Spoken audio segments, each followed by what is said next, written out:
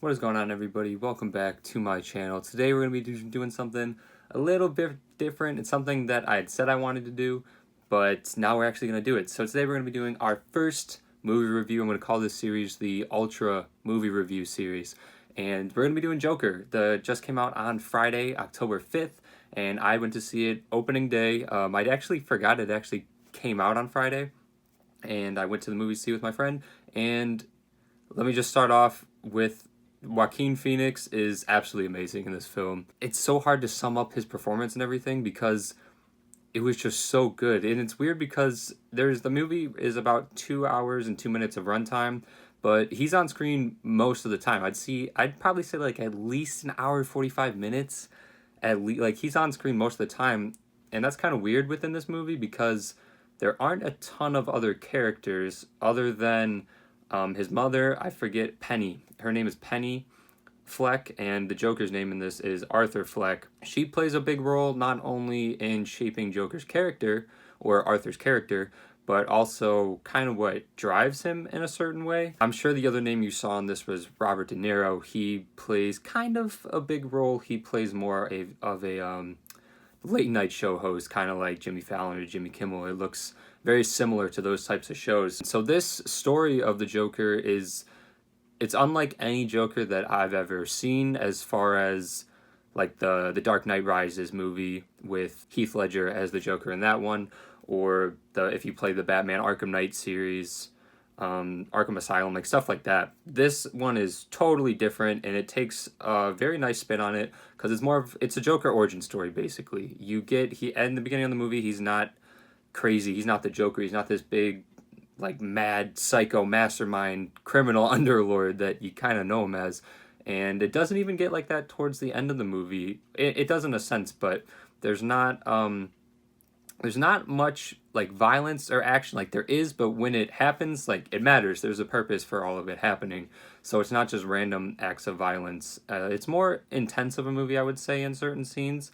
It's not like scary. There's no jump scares or anything, and it's, like I said, it's not exactly action packed. But the story is what drives you and what kept me entertained the whole 2 hour runtime. So in this as well, Arthur, he works as a clown worker, which basically can be hired for, as you've seen in the trailer, him spinning the signs on the street.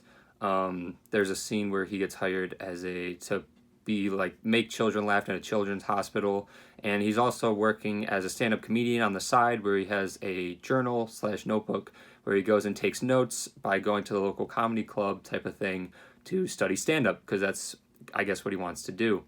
So that was kind of really the big part of the movie that stood out to me, was that not only did they explain the Joker's kind of madness and his origin of all this and how his like current living conditions are, but they do a fantastic job at showing you. And it's not, they don't come out and tell you like this is why he's like this, or certain things, but you get little hints and subtle things throughout the movie itself, and they do, and most of that is built upon how they show the city of Gotham, and how every scene pretty much depicts how it's very grimy, it's very like undergroundish, it's very problematic. There's lots of crime, lots of, just rude people, violence. It looks very dirty. There's a lot of graffiti everywhere.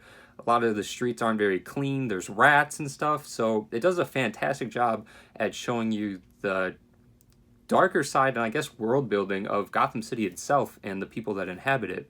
Also, to play along with that, Thomas Wayne is running for president, and that's kind of a sub-story in this as well, that he sees the problems with Gotham, and he says, or believes, that he is the man that can change it, but he does that in a very disrespectful way.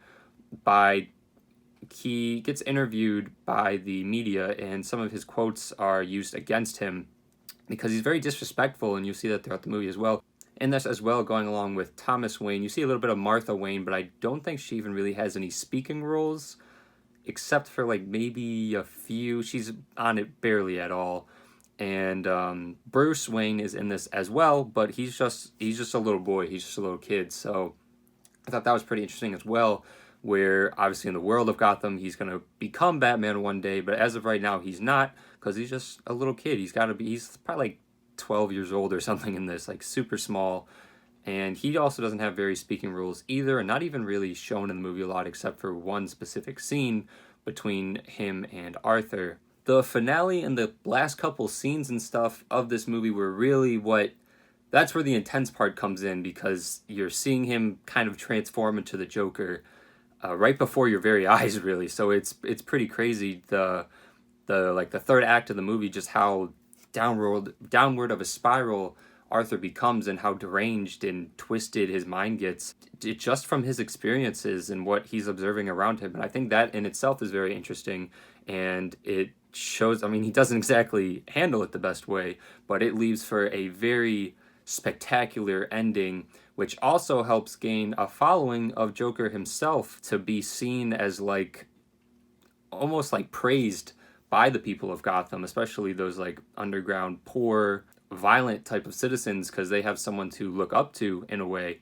or model their behavior after, or someone they see as like that can be their leader or guide them into whatever they're doing. Like I said in this movie, you're not exactly supposed to feel for the Joker. It's not really something that it's like you're supposed to feel sympathetic for him, or you're supposed to want him to win. In a sense, you want to see him on screen because it's very entertaining to watch, but you don't necessarily agree with everything he does, or at least you shouldn't agree. So I wouldn't say that it glorifies the Joker at all, or paints him to be a good guy by these acts of violence and these kind of terrible things that he does. I wouldn't say it's like that at all, but what I do find interesting is just how well they develop him as a character, and just seeing it, as I said, just seeing it before your eyes happen on screen leaves for not only some exciting scenes where there can be, build up or suspense or even funny. There's some funny scenes in this as well, but it's just a great experience, I guess, as far as a movie as a whole. It's super enjoyable to watch. And with the ending as well, it leaves room for a sequel if it ever wanted to. I personally don't know if they had said anything as if they're going to do more with Joaquin Phoenix as the Joker, or if it'll play any future Batman movie or anything like that. But as a standalone movie, it is perfectly fine. It is a phenomenal movie as its own, but it does kind of leave room for a sequel or any continuation of the story, because it doesn't necessarily come to a set in stone conclusion. It can be concluded if that's where the story ends, so it's very either way which they can go to, which I also liked a lot. But as I said, as if this is just it and this is all we're getting as Joaquin Phoenix as the Joker, I am perfectly okay with that. So down to the rating of this, since this is my first movie review, I don't want to go give it too much credit or anything, but I kind of have to. This movie was just that good. As I said, I saw it on Friday. I'm recording this video on Monday, so I've had the weekend to kind of take it in, and it is still mind-blowing. So I'm going to give it a 9.5 out of 10, nearly perfect. There's not a lot of negatives I can say, other than it can be kind of slow at first especially, and not exactly hard to follow, but it's a slow build in a way, so you kind of have to, there's not a full-blown Joker. He doesn't like dye his hair and paint his face like right at the beginning of the movie, and then it all shows out. Like the really good part of the Joker and what everybody likes to see of him is at the very end of the movie. But like I said, that's not necessarily a problem. And other than that, there are no other DC characters involved in this at all. So other than, I guess, Bruce Wayne, you could say, but there's no other villains shown or no other superheroes, at least not that I caught of, unless they threw little subtle hints at any of them. I personally did not see any, so this is a simply just the Joker movie. So it's pretty much near perfect. I'm giving it that score because it completely blew away any expectations that I had for this. I was very excited coming into this because I think the Joker is a very interesting character in anywhere you put him, as far as Batman/DC, any form of media that he's been in. I think he's an extremely interesting character. But they did a fantastic job not only writing it, but showing it. And like I said, everything about this movie it's pretty much near perfect. So that's all I got for this movie review. Thank you all for watching. If you want to see more, please like, and you can leave a comment down below on your thoughts of the movie if you had seen it. 'Cause I think it'd be really interesting to know what you guys thought of it as well.